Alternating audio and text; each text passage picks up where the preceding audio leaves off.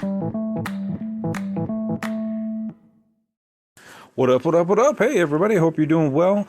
Hey, I just want to let you know, I know everybody can't always support and donate to the podcast, but hey, if you can do a one-time donation, I put up a Buy Me a Coffee link in this description of the podcast. So if you go to the description of the podcast, it'll be at the bottom, and you can just go to that link, and you can buy me a cup of coffee, or two if you want. And that would just help support the show, and I can wake up a little bit more and bring you more info. So thanks for listening to the podcast. If you can donate, that would be much appreciated. And let's get on to the show.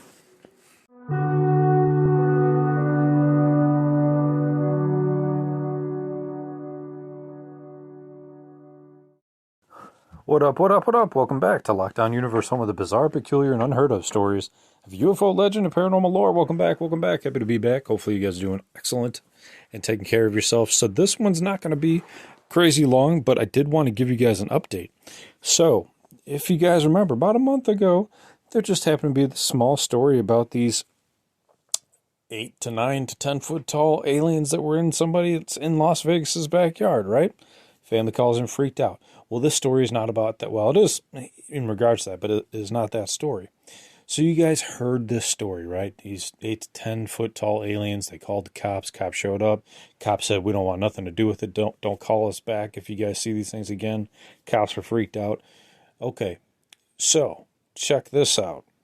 A corroborating story from that exact same night happens approximately 2 hours north of Vegas.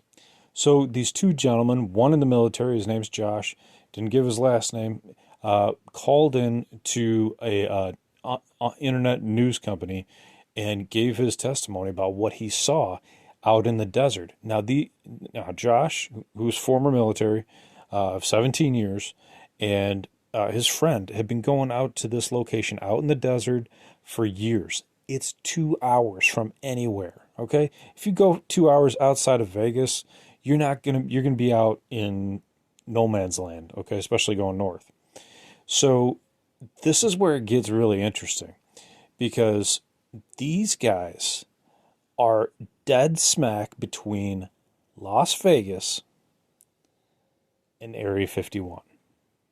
Okay, Area 51 is north of Dead Horse Ridge, where these two gentlemen were at.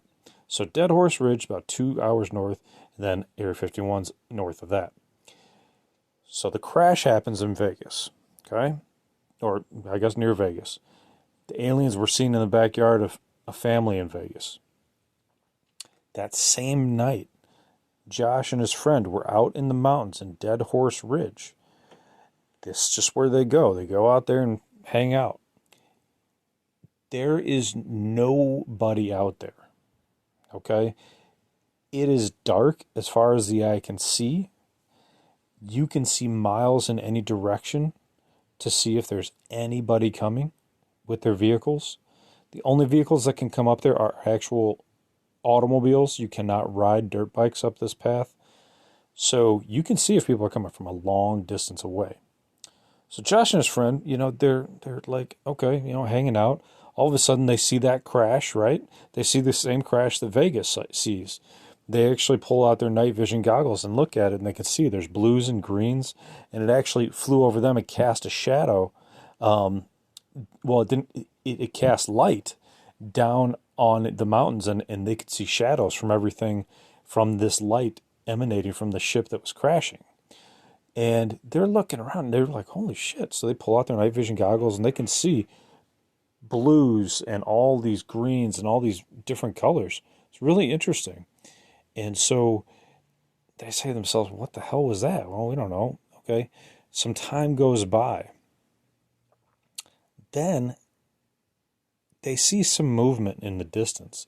Now your eyes adapt, right? And they weren't even using their night vision goggles yet. Their eyes adapt. You're looking for coyote. You're looking for random things that are out in the desert. You might catch them in the corner of your eye as you're just hanging with your friend. Maybe you're drinking some beers or whatever. And Josh noticed something out of the corner of his eye with his military expertise, eyeballs and training, that he was like, wait a minute, that doesn't look like a coyote. That doesn't look like something that seems like it would be out in the desert. Let me get my night vision goggles and take a look. Gets his night vision goggles, takes a look down the road at these two entities that are walking towards them.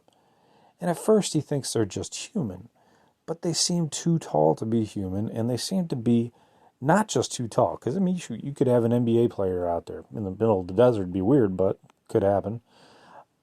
But he starts to notice when he looks through the night vision goggles that these things, they're still a little bit of a distance away, but they're walking towards them down a dirt path, which, again, seems strange.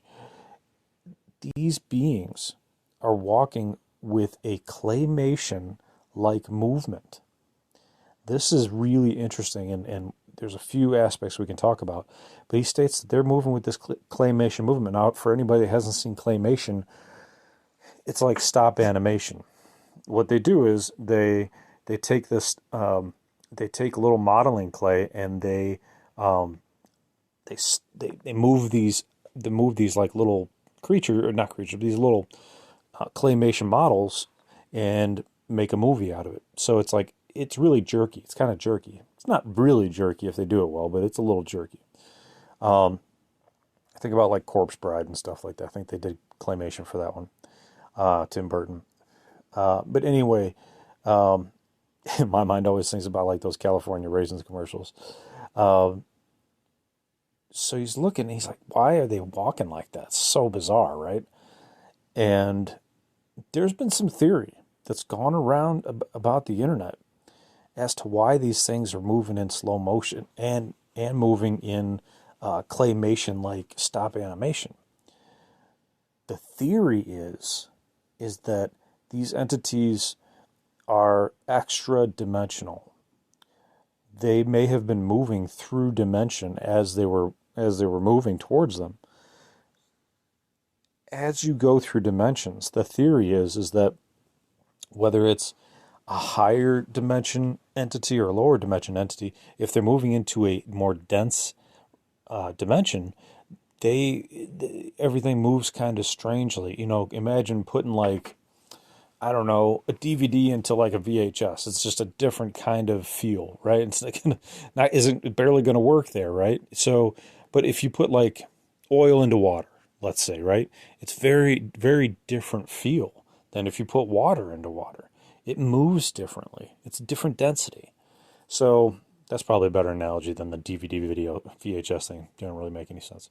But so he calls in, he tells them about this, and he's like, it happens on the same night.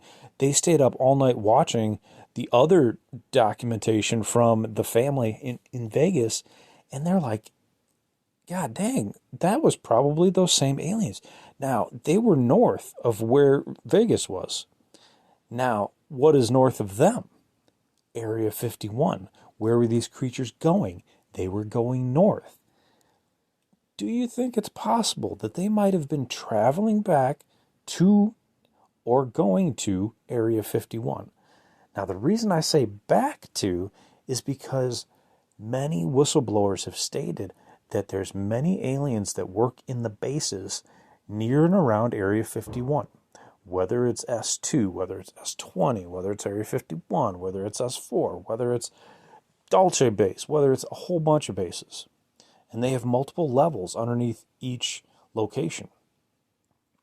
So my thought process, and many other people's thought process on the internet, is that this ship that crashed might have actually taken off from Area 51 as they were assisting, some human scientists.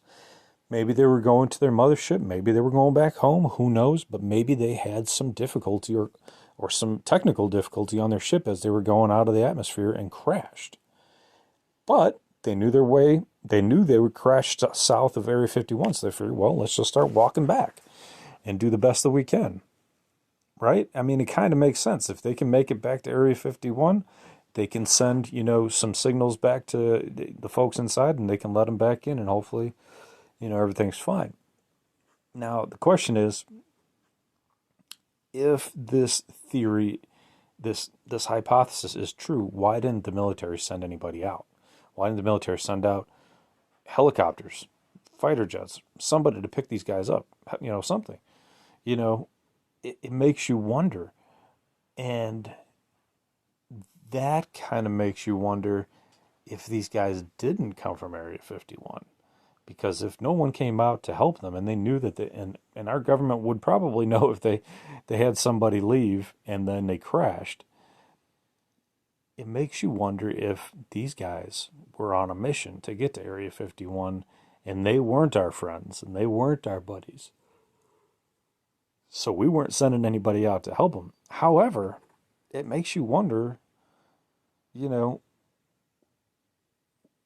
what's going on?